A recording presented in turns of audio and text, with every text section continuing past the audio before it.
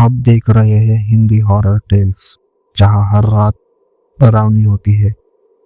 1990 गांव की वो डरावनी रात। उस साल गर्मी की छुट्टियों में मैं मामा के गांव गया था, जो जंगलों और खेतों के बीच बसा था। वहां बिजली सिर्फ कुछ घंटों के लिए आती थी और रात होते ही अंधेरा घना हो जाता था। गांव में पहुंचते ही नानी ने मुझे एक अजीब किस्सा सुनाया। उन्होंने कहा, बेटा, शाम ढलने के बाद गांव के पुराने कुएं की तरफ मत जाना, वहां कुछ रहता है। मैंने पूछा, क्या रहता है? नानी ने हल्की आवाज में कहा, चुड़ैल, जो रात में अकेले घूमने वाले को पकड़ लेती है। यह सुनकर मैं थोड़ा डर गया, लेकिन मन में यह भी था कि पुरानी औरतों की बातें हैं, कोई चुड़ैल उड़ेल नहीं होती। रात का खाना खाकर मैं और मेरा ममेरा वहीं रही चारपाई पर लेट गए। रवि मुझसे 1 साल बड़ा था और गांव में ही पला बड़ा था। जब मैंने उसे चुड़ैल की बात बताई तो वो हंस पड़ा। अरे, ये सब बकवास है। अगर हिम्मत है तो चल, आज रात कुएं तक घूम कर आते हैं। मुझे थोड़ा डर लगा, लेकिन अपनी बहादुरी दिखाने के लिए मैं मान गया। हम दोनों टॉर्च लेकर रात के 11 बजे घर से निकले और पुराने कुएं के पास गए। गांव के बाहर जाकर हमने देखा, पुराना कुआं बिल्कुल वीरान पड़ा था। वहां न कोई आदमी था, न ही कोई आवाज, बस पेड़ों की सरसराहट और झिंगुरों की आवाज आ रही थी। रवि हंसते हुए कुएं के पास गया और जोर से बोला, चुड़ैल मैडम, अगर हो तो बाहर आओ।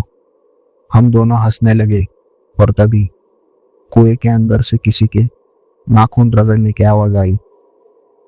हम दोनों अचानक चुप हो गए। रवि ने धीरे से कुएं में टॉर्च मारी और किसी की सफेद आंखें हमें घूर रही थी। हम दोनों डर के मारे पीछे हटे, लेकिन तभी कुएं के अंदर से एक बिल्कुल सफेद साड़ी पहने जैसी पतली औरत ऊपर चढ़ने लगी। उसके नाखून लंबे थे और बाल बिखरे हुए थे। हमारी सांसें थम गई। हम दोनों उल्टे पांव भागने लगे, लेकिन तभी रवि की चीख निकली। मैंने मुड़कर देखा, चुड़ैल ने उसका हाथ पकड़ लिया था और धीरे धीरे उसे कुएं की ओर घसीट रही थी। मैंने पूरी ताकत से रवि की तरफ दौड़ा, लेकिन तभी रवि अचानक हंस पड़ा। उसकी आंखें पूरी सफेद हो गई और उसने मेरी तरफ देखा। तू भी आ जा, यहाँ बहुत मजा आएगा। रवि की चीख हवा में गूंज उठी। मैंने पूरी ताकत से उसका हाथ खींचा, लेकिन रवि की पकड़ बहुत मजबूत थी। उसकी हड्डियों जैसी उंगलियां रवि की कलाई पर कसती जा रही थी। रवि की आंखें डर से चौड़ी हो गई थी। उसने चीखते हुए कहा, भाई मुझे बचा। लेकिन उस चुड़ैल ने अपना सिर झुकाया और फुसफुसाई, अब ये मेरा है। तभी कुएं से किसी औरत की जोर जोर से रोने की आवाज आने लगी और अगले ही पल रवि अचानक शांत हो गया। उसका चेहरा भावहीन हो गया, जैसे वो अब डर महसूस नहीं कर पा रहा हो।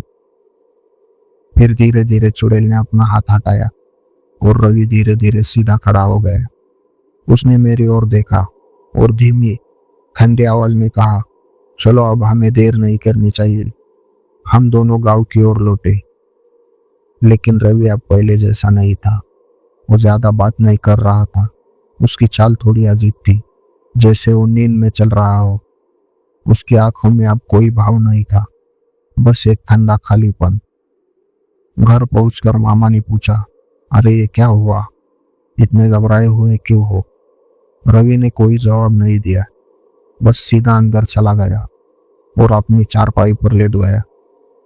मुझे बहुत अजीब लग रहा था। रात के करीब 2 बजे अचानक मेरी नींद खुली। घर में सब कुछ शांत था, सिर्फ बाहर से हल्की हल्की हवा की आवाज आ रही थी। मैंने इधर उधर देखा, रवि अपनी चारपाई पर नहीं था।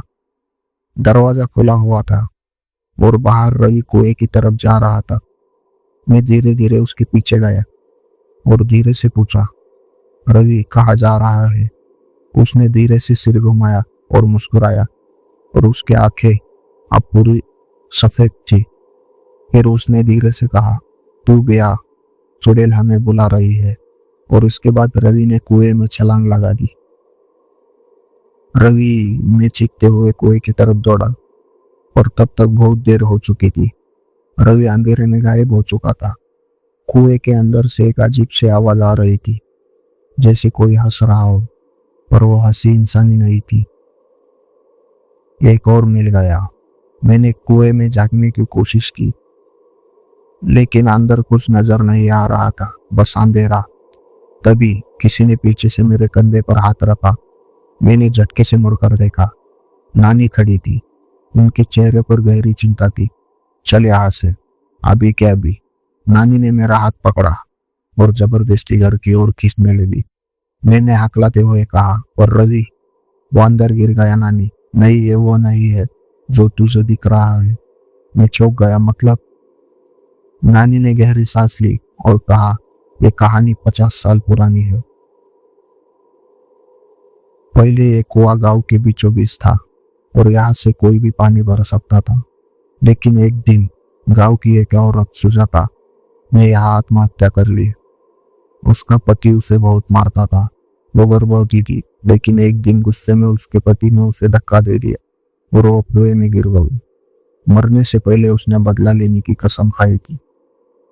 तब से जब भी कोई इस कुएं के पास जाता है, सुजाता उसे कुएं में खींच लेती है और उसके शरीर में घुसकर खुद उसका रूप लेकर आत्मा बाहर आ जाती है। मेरा शरीर ठंडा पड़ गया। वो मतलब रवि? नानी की आंखें नम थी। जो कुएं में गिरा वो तेरा भाई नहीं है, वो चुड़ैल थी। और जो तुझे घर में दिख रहा था वो रवि नहीं था। मैंने तुरंत पानी की ओर देखा। तो हमें रवि को बचाना होगा। नानी ने सिर हिलाया। अगर तू उसे बाहर निकालना चाहता है तो तुझे कुएं के अंदर जाना होगा। और याद रखना, अगर तू ज्यादा देर तक वहां रहा तो तू भी वापस नहीं आ पाएगा। मेरे पास कोई और रास्ता नहीं था। मैंने कुएं की रस्सी पकड़ी और धीरे धीरे नीचे उतरने लगा। अंधेरा गहरा था और अचानक हल्की लाल रोशनी दिखी। कुएं के अंदर रवि जमीन पर पड़ा था, बेहोश। मैंने उसकी ओर बढ़ने की कोशिश की, लेकिन तभी किसी ने मेरा पैर पकड़ लिया। मैंने नीचे देखा। वही चुड़ैल। उसकी आंखें सफेद थी, बाल उलझे हुए थे और उसका चेहरा भयानक था। उसने गुस्से से कहा, यह अब मेरा है। मैंने पूरी ताकत से अपने पैर झटका और जोर से बोला, नहीं, तूने बहुत लोगों की जिंदगी ली है और अब तेरा समय खत्म। नानी ने ऊपर से गंगा जल कुएं में डाला और मंत्र पढ़ने लगी। चुड़ैल दर्द से चीखने लगी, नहीं, मैं नहीं जा सकती। उसका शरीर धीरे धीरे राख बनने लगा। आखिरकार एक भयंकर चीख के साथ वो गायब हो गई। मैंने जल्दी से रवि को उठाया और रस्सी पकड़कर ऊपर आ गया। रवि अब होश में आ चुका था। नानी ने उसके आंखों में देखा और कहा, अब ठीक है, चुड़ैल खत्म हो गई। हम सभी ने चैन की सांस ली। और जब हम घर पहुंचे, रवि ने धीरे से मुस्कुराया और फुसफुसाया, क्या सच में? उसकी आंखें हल्की सफेद चमक रही थी। वीडियो पसंद आया हो तो वीडियो को लाइक कीजिए, चैनल को सब्सक्राइब कीजिए।